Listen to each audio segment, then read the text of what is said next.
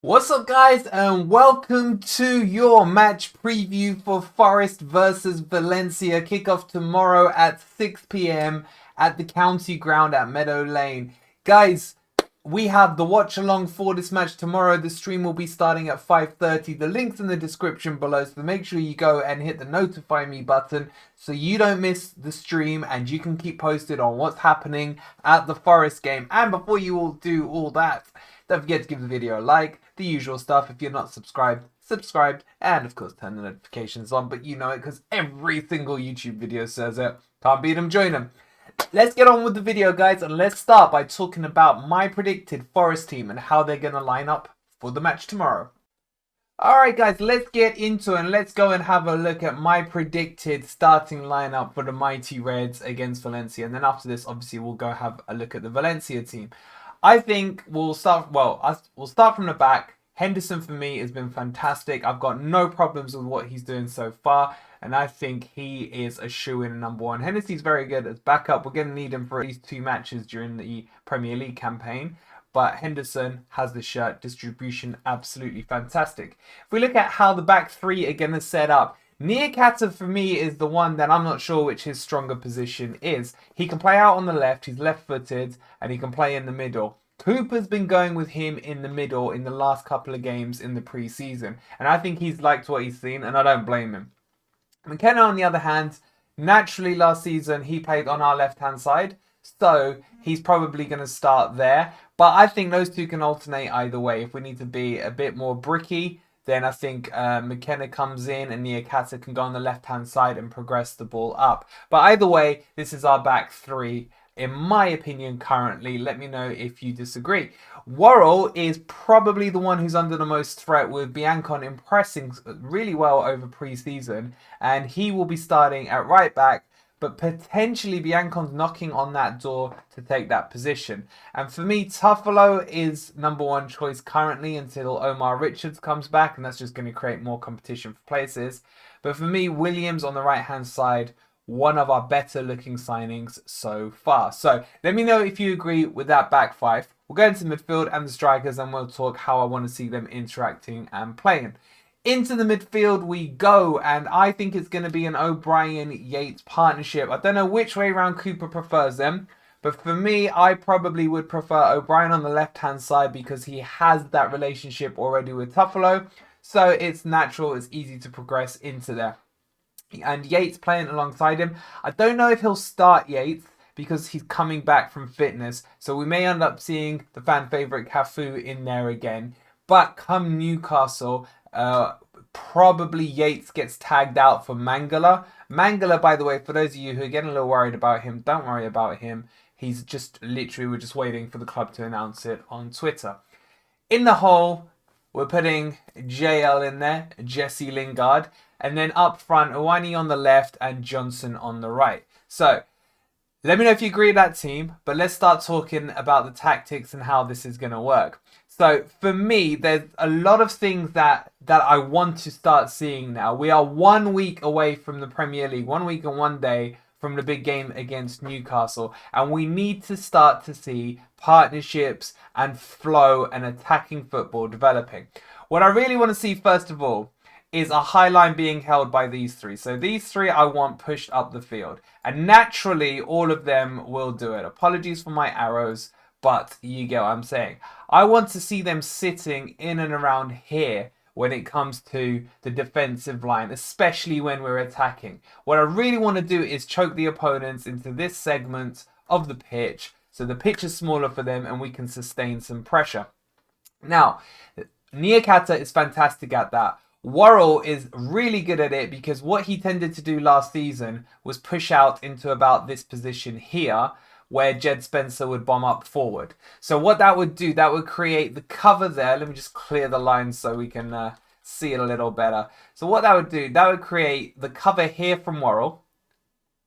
He'd be able to cover that space, which would give, let's talk Williams now rather than Spence. This gives Williams the freedom to play all the way up along here. This has been our predominant side of attack throughout the whole of last season. We may as well have not played with the left side in half the matches because we are so focused down the right-hand side, because the quality down the right was clearly better than what we had at the left, especially when Lowe got injured, etc. So that's what I want to see. I don't want any change in that. Just because we've stepped up into the Premier League, I don't want to see a fear come into their eyes and think, let's drop into a more defensive position. We will talk about defensive setups in a minute.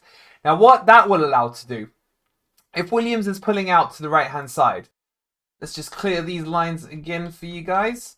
What I really want to see Johnson work in is in this area right here, overlapping with Nico Williams. So what I want to see is Johnson potentially dropping in here.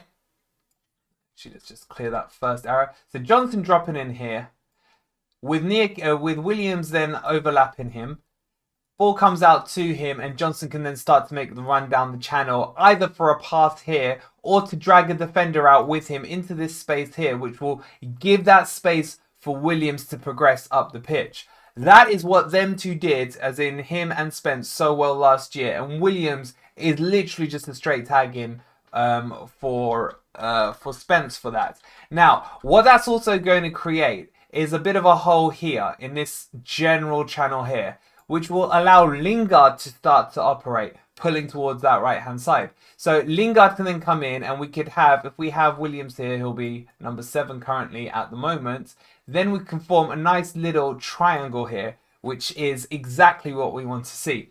And then at the same time, you want to see Yates and O'Brien just stepping up a little bit, just choking the half of the pitch as much as they can to really apply the pressure. And then Uwani operating within the box in and around this area towards the back post. So that's how the attack should start to look from the right-hand side. What I do want to see is more balance though. I want to see more attacks coming from our left-hand channel, which is something, like I was saying earlier, we just didn't do much of last season. So it's really important that that starts to happen. And how's that going to happen with this pairing right here with Tuffalo and O'Brien? What I want to see is almost a mirror image where Tuffalo will run out in the channels, O'Brien pulls out a bit here and maybe slightly forward, and Uwani either comes into play short to offer the 1-2 in with Tuffalo, or if O'Brien's making that link-up play with Tuffalo, Uwani getting into the box to use his strength power to either head it in if a cross comes in, or obviously to take a shot at goal. I want more than anything Uwani to score a goal this friendly. Now, with playing this double pivot system, O'Brien and Yates' positioning and chemistry and understanding, or Mangala, whoever the two are going to be, is extremely important that it's understood. And it was a bit like the way Garner and Yates used to do it. So what you'd see is potentially Garner would move up the pitch, Yates would come into here and protect the centre of the circle.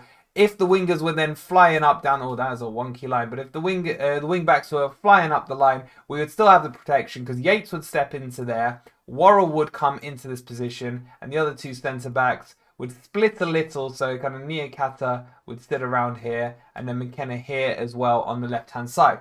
So that's kind of the shape I want to see, and I want to see aggression. What I really want to see more than anything is the link-up play between the likes of Lingard in the midfield and Lingard and the strikers. His role in this match and in the season going forward, I mean, is going to be huge. It goes without saying. He is going to have to be that link-up play. So potentially he's going to need to come deep here.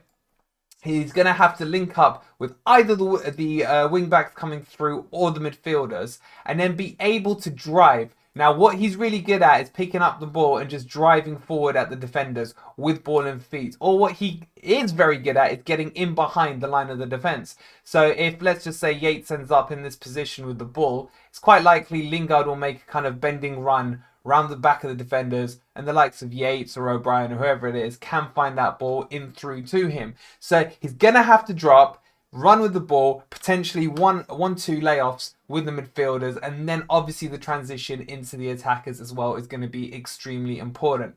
This squad, attacking wise, in theory should work. In theory, the balance is there. All the right players are in the right positions. I do not want to see Johnson in cam. It is not his position. It doesn't allow him to break out towards that right hand side and really expose and threaten the defenders from this area over here. Now, let's talk about how this will transition into a defensive unit. So as I mentioned before, the transition is going to be important when we go into defence, because there are a lot of times where we'll be caught with the wing backs right up here, pushed up on the pitch. What's important, and why Worrell for me is still the starter over Biancon, is that, like I mentioned earlier, he will cover this area here. And then Niakata and McKenna will step up into here. Now, when we transition from attack to defence, he needs to be able to, and the midfield needs to be able to buy time for the likes of Williams and Tuffalo to bring themselves back into here, more into the 5 rather than the 3 in the setup. So that's going to be important. So we almost need to choke this middle area here of the midfield with the midfielders, and then have Worrell sitting just here on the right hand side to block the channel for them attacking down the left hand side, and the same here with McKenna or Niakata, depending on how he sits, and that will buy time for the wing backs to get back into positions. You guys, I know you guys all know this, but it's kind of good just to see it on paper, because this is how we work within the formation from last year. I don't see it changing. The formation and the tactics are going to remain the same. It's the personnel that has changed, and it's how quickly can they adapt within that. Now, once we got back into our defensive shape, Forest will always press on the ball, and what I want to see is high press. High press on the ball to block the attack out quickly, so that we can transition straight into our next attack. And this is where the pace we have up front with Johnson, with Williams, with Owani, these balls start to become really, really important. So we see a lot of that last season. The Worrell ball over the top into the channel for Johnson to chase on. He can lay it off into the middle, into Lingard, carry on with his run down the wing, bringing in Owoni, Lingard back into play, and then O'Brien potentially and Mangala or Yates will start to push in. We need to be able to have that same kind of setup and understanding down the left-hand channel. So Tuffalo will need to, McKenna or Niakata, most likely Niakata, because he can pass a really good through ball over the top. He needs to put it into this channel for Owoni. Owoni then needs to replicate what Johnson will do down the right-hand side to ensure that we can have a balanced attack. I don't want it all right-sided. I'd love to see more attacks down the left-hand side. And again, this will just allow the same thing. 1-2's in with either Lingard or O'Brien. Turns back, allows them to progress the ball into the middle. He comes back in, bringing Johnson in on the far post. Another goal for Forest.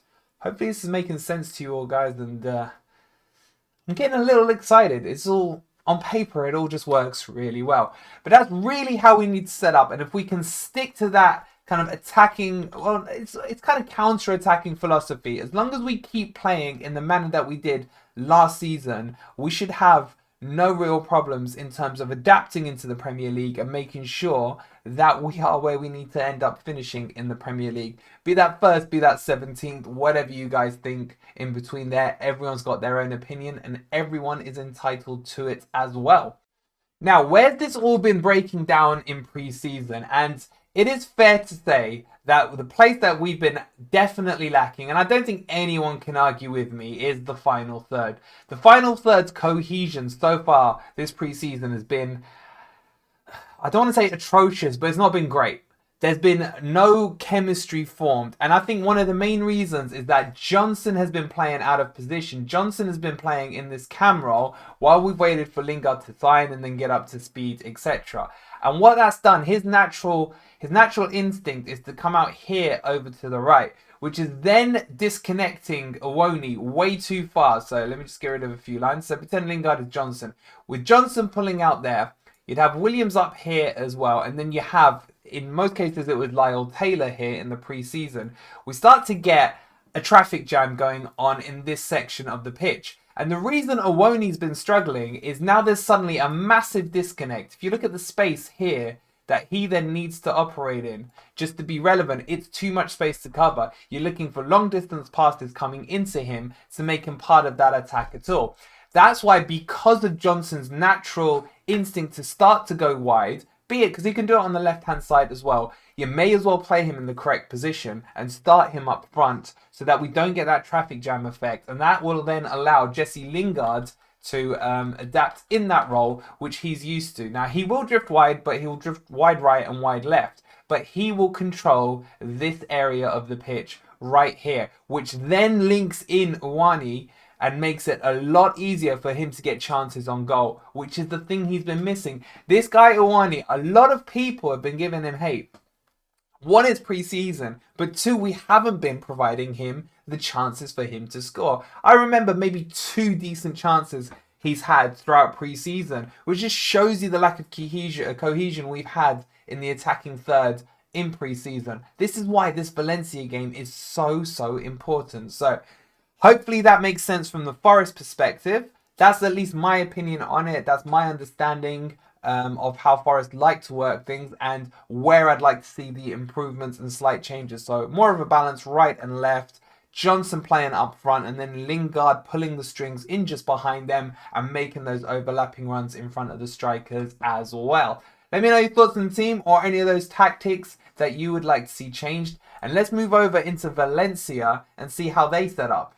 Alright guys, let's have a look at the Valencia team, who this is the last team they put out against Stuttgart, where they came out 5-2 losers against Stuttgart. Don't forget we're getting Mangala from Stuttgart.